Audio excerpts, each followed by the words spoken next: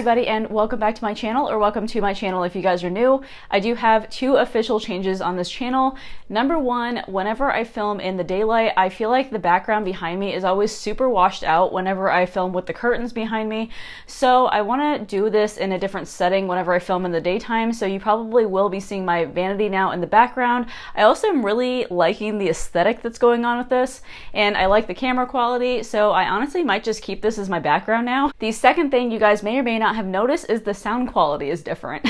I do have this little tiny microphone right here that is clipped to my kind of like lapel basically, and I'll be having that now for all of my recordings for my YouTube videos, so hopefully the sound quality is a lot better. I didn't want to invest heavily in a whole entire sound system yet, but I know that I needed to do something other than just recording on my phone. Let me know if you guys really enjoy the background and you guys enjoy the sound quality too. Hopefully it's a lot better. Alright, sorry about the long intro, but I just wanted to give you guys updates on what was happening. As you guys have probably noticed by the title, I'm going to be sharing another one of my client story times. This one, by far, was not the worst client that I've ever had. The worst client that I ever had was definitely the one that I posted about before, so if you guys have not checked out that story time, definitely go ahead and check that out. I will be linking it up in the cards above here, so you guys can click on it if you'd like. But this one is more so a mild story time compared, like, it's just a story time. It's not something like super crazy that happened to me, but it's definitely something that was a little bit out of the ordinary, and I definitely had a little bit of difficulties with this client. Last time I did a story time and I was just sitting here talking to you guys about it, but I figured I might as well do my makeup while I'm telling the story. I will be linking all of the products that I will be using on my face down below, just so I won't detract from the story. I want to first preface this by saying that when this story happened, I think I was maybe in the first year of freelancing, I want to say. It was definitely when I first began. At the time, when I first started freelancing, I didn't have many connections in my area, so I actually used a website called Thumbtack. If you guys have never heard about it, it's really similar to the Knot or Wedding Wire. Thumbtack also isn't necessarily like specifically targeted toward makeup artists. It's a website where you can honestly hire any professional you want to. I ended up going on Thumbtack because you can advertise your services as a makeup artist, and people can hire you for everything. It's not just specifically for weddings or anything. You can use people for special events, proms, formals, photo shoots, whatever. I had only done maybe one creative photo shoot with a photographer at the time, so I didn't really have very many portfolio pictures. But this photographer did produce very, very high quality photos and everything, so when you looked at them, you're like, oh yeah, she's a professional photographer, I can tell. When you're on Thumbtack, I don't know what it is, but for some odd reason, people on Thumbtack just try to get the best deal as they possibly can, and I had a bunch of people that always haggled with me about my prices. Keep in mind, I was new at freelancing, but at that time I still had about 4 years of makeup artistry experience, so I mean, I wasn't new to the game by any means, but just because I didn't have a lot of portfolio pictures and it didn't really show, I guess I just couldn't figure out why people were still continuing to ask me about my prices and haggle with me and everything. Even when I had really high quality portfolio pictures, it just didn't make sense to me. But instead, I definitely held my ground with people and just didn't want to charge less than what I was already charging, because if you give one person a discount, then you pretty much have to keep giving everybody discounts. I finally got a bride on there who really wanted to, you know, pay for the quality work that I was producing and everything. And I could already tell that she was a little bit older. I want to say that she was maybe like in her 50s or so, which is, I mean, I'm not judging or anything, but like she was just a little bit older for a bride. And I had no problem talking to her. We got along really great, and she told me that she was a nurse and everything, and she kind of had a weird schedule, but we wanted to try to meet for a bridal trial. And I told her, you know, that I usually do bridal trials in evenings and weekends, but I can definitely do a bridal trial anytime she is free, because again, as I've mentioned before, my work's pretty flexible, so they kind of just let me leave whenever. So I was gonna set it up with her whenever she had free time, because being a nurse, your schedule just kind of gets crazy, and I was completely understanding with that. And I was literally going to go and leave my job in the middle of the day for the bridal trial if need be, because I really wanted to accommodate her the best I could. So I told her that whenever she had time or whenever she was free, just to let me know. It wasn't that long before her wedding that she reached out to me. I want to say this was maybe like 4 months before she was getting married, which is like a pretty short amount of time, by the way, to reach out to a makeup artist. because usually now I have people that book me up to a year in advance. But yeah, I told her, since, you know, her wedding was coming up pretty soon, that I really wanted to get her bridal trial in. And so she's like, yeah, I'm totally down. I just don't know my schedule. And I said, yeah, that's okay.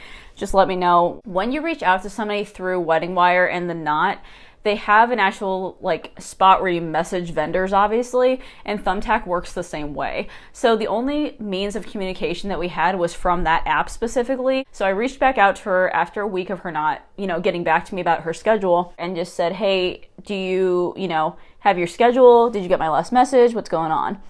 And no response for another week. And I was like, okay, this is like kind of getting ridiculous. And at the time, I did not do bridal contracts and I did not do deposits either. So right now I'm pretty much just taking her word for it. And, you know, I specifically blocked out that day that she wanted me to do her wedding and, you know, didn't have any security or any sort of deposits on it, right? And that was definitely very risky on my part, which is why I do bridal contracts and deposits now. But at the time I did not. And I definitely learned my lesson from this, and this is why I do this now. But anyways, she didn't get back to me for another week, so now it had been 2 weeks since I heard from her, right? And I'd already sent her 2 messages. And I really hate when people just can't spend 1 second to just respond to me and say, yeah, I got your message. Thanks for following up. I still don't know what I'm doing. That's it. Like, that's all it takes. Like, it doesn't take a whole entire, you know, hour to respond to somebody. Just anytime you have, you know, a little bit of time, even if you're like in the bathroom and you just send a quick text, like, I don't care. You know, I just want to get responded to, right? A ton of people ghost me and everything, and so I'm just kind of used to it by now, but she did seem pretty serious about it, so that's why I was taking this a little bit more seriously. And again, I was first starting out, and so I was just trying to take all the weddings that I possibly could. So eventually, I think it was maybe like 3 weeks later, I want to say, like, she legitimately did not respond to me. And again, I was trying to be sympathetic because I knew she was a nurse and I knew her schedule was kind of crazy. So I wasn't really trying to, you know, I guess bother her because I know her schedule is really crazy. But at the same time, I really needed answers because I needed to figure out when I needed to schedule her bridal trial. And all I'm asking is for a date right now. Like, I really am not trying to, you know, heavily bother her, but I mean, if she's trying to plan a wedding and everything and she's trying to coordinate her vendors, it's, you know, kind of hard when you don't respond to people. Eventually she responded to me about 3 weeks later and was like, oh my gosh, I'm so sorry. It's been really busy. I've been having to work double shifts and my sleep schedule's been all off and I just haven't, you know, had time to really do anything. And I'm like, okay, no, that's totally fine. I get it. I'm like, thanks for responding. And so I told her, I was like, hey, would it be easier if we just texted instead of going through this app? If you don't have your notifications turned on as an actual client, you don't get notifications that you have messages. And so sometimes if you don't purposely check that app, it doesn't notify you that you have any messages, if that makes sense. It's kind of like Facebook message requests.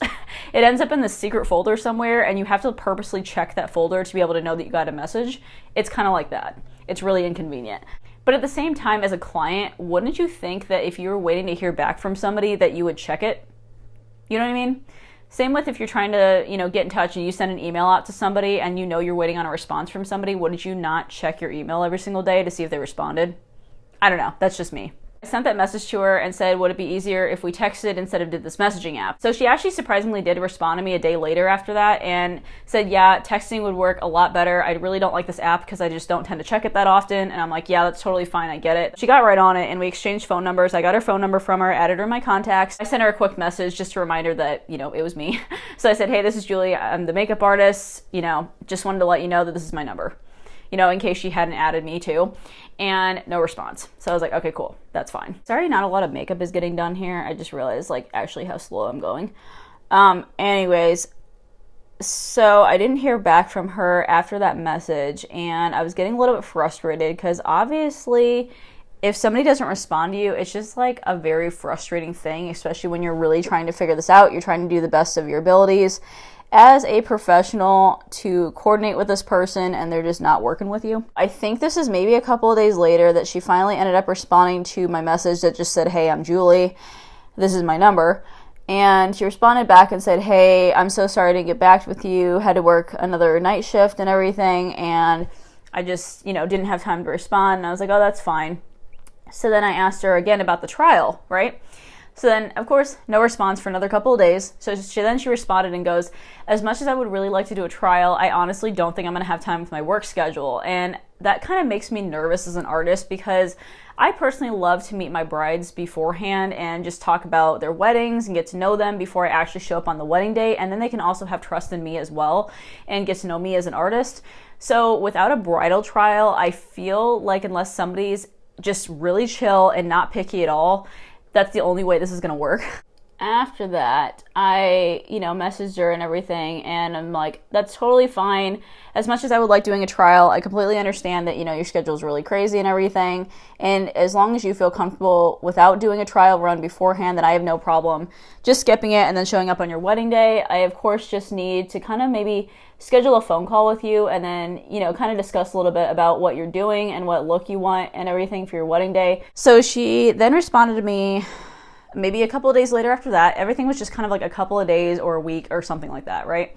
And again, that's just such a long time to like be waiting for a response from somebody, especially when it's like a really quick text message. She's like, for sure, I totally get it. When are you free to schedule the call? And so I told her that I'd work around her schedule and do whatever she wanted because of course she's the one with the busier schedule than me. I can definitely drop my stuff and just talk anytime.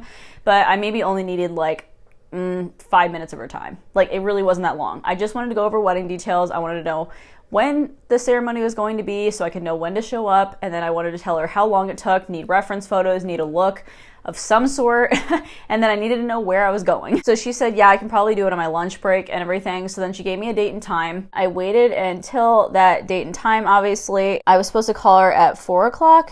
So I left work early because I don't usually get off until 4. So I left work early and then went to go call her, and she did not answer. She did not answer her phone. I even tried calling her twice and then left a voicemail. And you know what? She didn't get back with me until a week later. A week later. Like, what?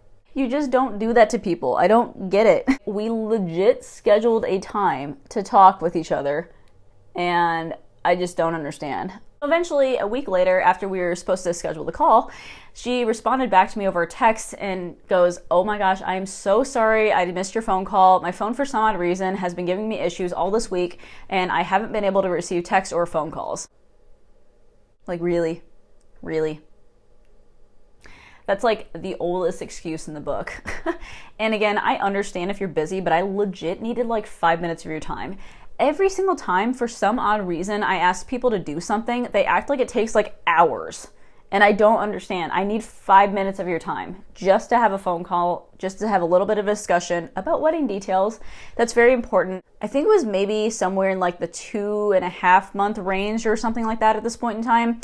Like it was still far enough out, but I just needed to get a response from her. And I was like, oh my gosh, please don't make this more difficult than it needs to be. And after that, I don't know why, but I went a whole entire month without hearing from her. Just like a whole entire month. At this point in time, it was definitely like a month and a half before she was supposed to get married. And I was like, listen, I just really need to talk to you. I don't know what kind of game you're playing here, but we really need to figure this out. I need 5 minutes of your time and sit down and have this conversation. I know this is getting very repetitive for you guys, but just like keep in mind, this is just like very frustrating for me. I'm at this point in time just considering like calling this whole entire thing off because she didn't do a deposit. She didn't do a contract. So, I mean, I could just back out at any time. But again, with me trying to be professional and everything, I just like really wanted to get clients and, really wanted to really try to, work with this woman and everything. And I didn't want to drop out on her wedding day, like I just felt like I'd be really rude about it. But at the same time, if this happened now, I would definitely drop it. Like there's no excuse for this. Like you can't just, talk to me for 5 minutes of your day. Like, really? We got to the point where I sent her this really long and serious text. Pretty much, you call me or I'm calling this off. Pretty much. That's what I did to her. And it was a very long and like serious text pretty much because again, she wouldn't respond to me over a phone call. So I had no other choice but to send this really long text to her. And I felt like I had every right to do that because I mean, honestly, if you're not respecting my time at this point in time, like I'm literally adjusting my schedule to be able to talk to you. You know what I mean? She eventually responds to me that night because she knew I was serious and is like, I totally get it. I'm so sorry about this. just things have been like really crazy. I think I finally got my phone fixed, you know, and I'm like, yeah, sure. But anyways, so she said, yeah, I'll for sure talk to you tomorrow. Can I call you on my lunch break around noon? So I said, yeah, that's fine. So again, here's me at the office, you know, at my normal job, and I'm expecting this phone call, and it's maybe like 12:15 or so, but she finally called me 15 minutes later than she said she was going to. But of course you can, like, you know, get held up, you know, doing different things in your shift and whatnot, so I get it. And she called me at 12:15, and we did have that discussion, and she actually was really nice on the phone. I actually was super shocked. And she said, yeah, I'm so sorry about it and everything. And she said that she would send me reference pictures later that night, and I did get the answers I was looking for. I got the date, time, location, everything. We got it, right? I was really happy about that. And then from that point on, she was a lot more responsive to me than before, because I think she knew that I meant business and I couldn't really be walked over that easily. I might be somewhat off in my timeline, but I'm thinking that it was basically like a month that we had from when we had that actual serious conversation about her wedding and everything to the actual wedding date. Don't want to try to reveal like too much information, but like I don't have contact with her or anything after this. I shut down my Thumbtack account. So I don't have any ties to this woman or anything, and I've never heard from her since. She doesn't follow me on any social media accounts or anything, so she'll probably never see this. She told me that her wedding venue was at this conservation club. It was outside of my area, and it was probably like a 45-minute drive, and I didn't charge travel fees at all, which I totally should have, because it was definitely outside of my service area. And of course she didn't tell me at the time. So when I quoted her, I didn't know. And that was kind of on me more so, because I didn't ask. Jumping to the actual wedding date, it's about 45 minutes away. So I'm driving there, and all of a sudden I almost missed the turn, literally going into it, because it being a conservation club, it's almost kind of like a nature preserve kind of area, if that makes sense.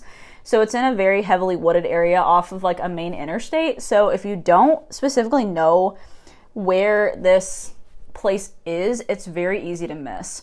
And I legit was driving, and it's like, turn here. I'm like, I had no idea where I was going.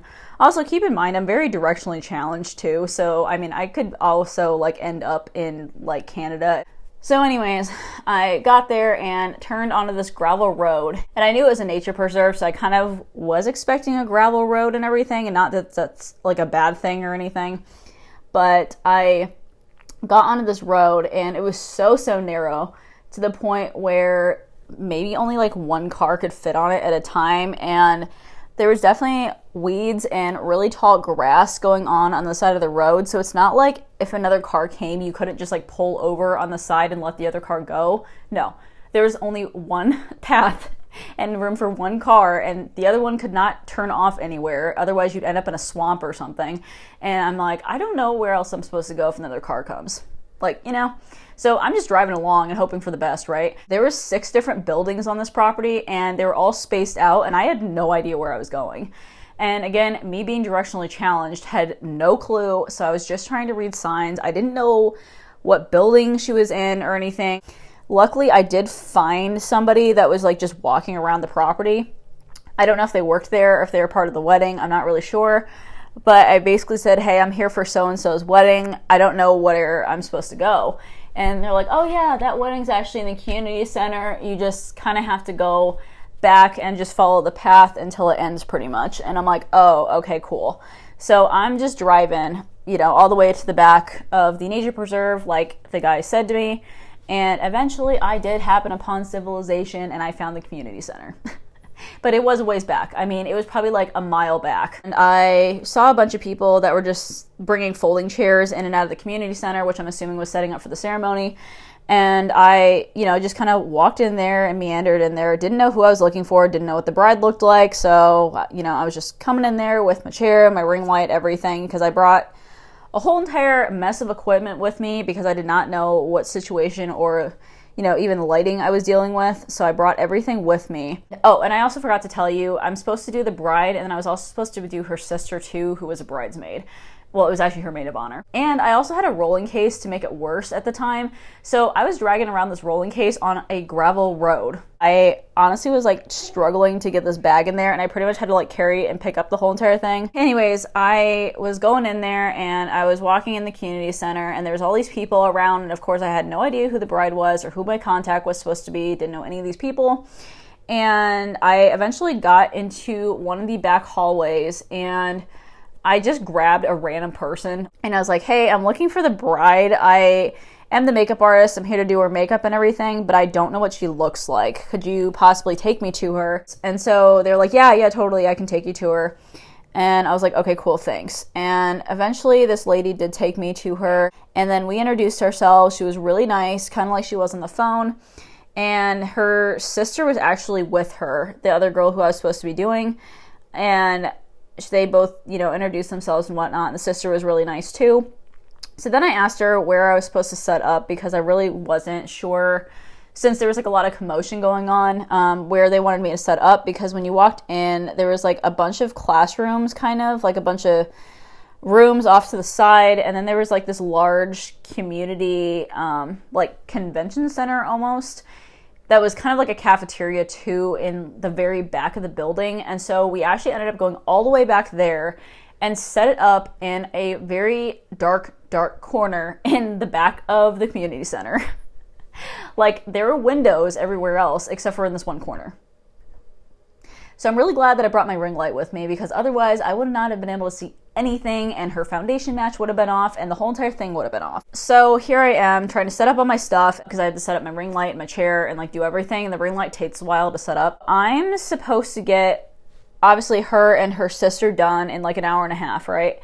And I don't think they were crunched for time or anything, but I just wanted to make sure I more so just got, both of them done and then got the heck out of there, because I was kind of feeling like a little bit sketched out about the situation, just because I kind of felt uneasy because I didn't know anybody there. I didn't know her, and I hadn't met her before then. So it was just kind of like a weird situation, and then I was really far away from home too. I was able to introduce myself and fully kind of talk to her about what's been going on at her job, and she said she was kind of in the middle of getting a promotion, and that's why her schedule's been super, super hectic, just because her boss is basically and trying to like prep her for going into this new position. But I guess I was like more so a little bit more at ease, because I kind of knew her a little bit more after talking with her for a little bit. So we started talking about, like our job, and then how long, of course, I've been doing makeup and everything. And everything went super well. She loved the makeup and everything. Then I went under her sister, and she loved her makeup too. Both of them were done fine, right? See, you thought that would be a problem with the applications, right? Nope, it was not. They were really easygoing. They were not picky at all. They let me do my job. And I was about to pack up my stuff and leave. And so then the sister comes back over, and I, asked her, I was like, hey, so like, who's paying me? You know what I mean? Because obviously, the bride didn't offer to pay for me or anything. And so she's like, actually, so-and-so is going to pay you. And it's kind of like somebody who had a unisex name. For instance, like Aaron can be a girl or a boy. So they're, I guess I'll just refer to them as Aaron.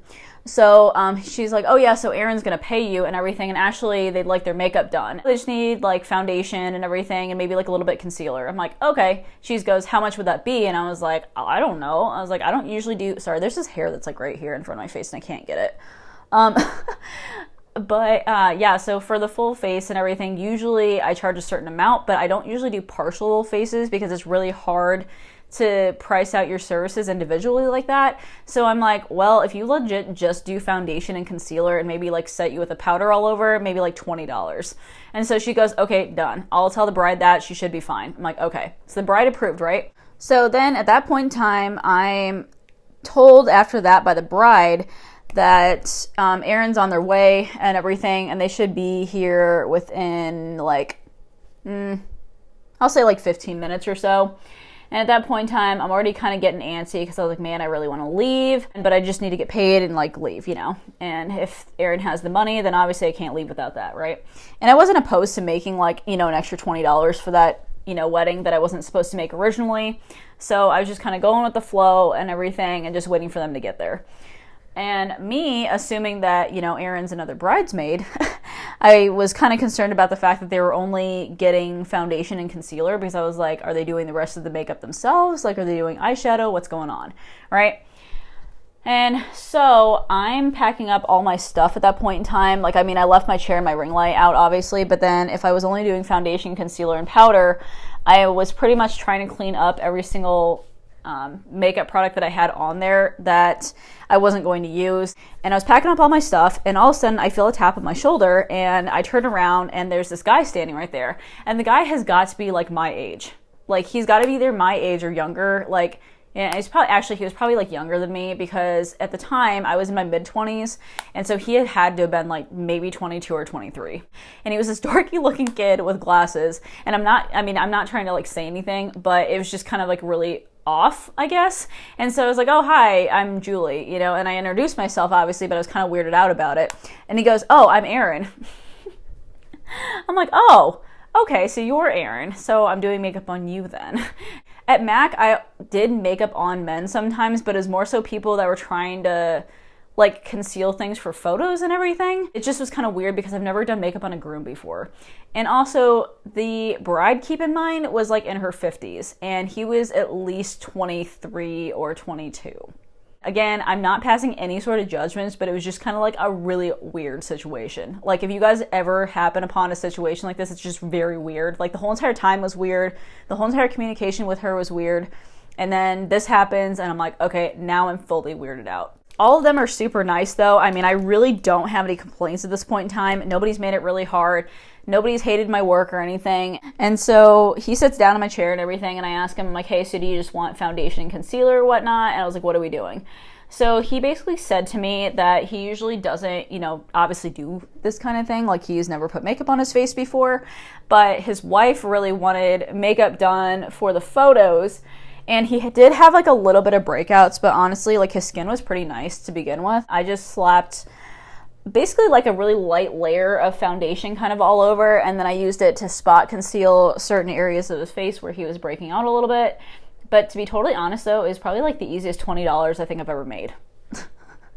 Like, it was super, super simple, and he didn't mind, you know, the results afterwards or whatnot. Like, he really was pretty chill about it. So after I was done with him, he ended up paying for his wife's application, her sister's application, and his application, and then ended up giving me a really decent tip. So after I was done with everything, I packed up all my stuff, said goodbye to everybody, they all thanked me, and then I left. And that was pretty much the end of the story. Again, not like it was a very bad experience or anything. Didn't have any difficult clients or whatnot, but it was just a very overall, like, interesting experience. And I probably could have avoided literally almost every single thing that happened in that whole story if I had just kind of relied on the things that I have now as far as business policies. But with this story time, I more so kind of just wanted to share my experience as basically a newer freelance makeup artist, like kind of what my experiences was when I first began, and I guess what policies I put in place to avoid these now, because I definitely, again, could have avoided them pretty darn easily if I had just stuck to my guns and, you know, had a bridal contract, had a deposit, and just kind of, I guess, you know, stood my ground on, you know, basically that this client was trying to give me the runaround on things.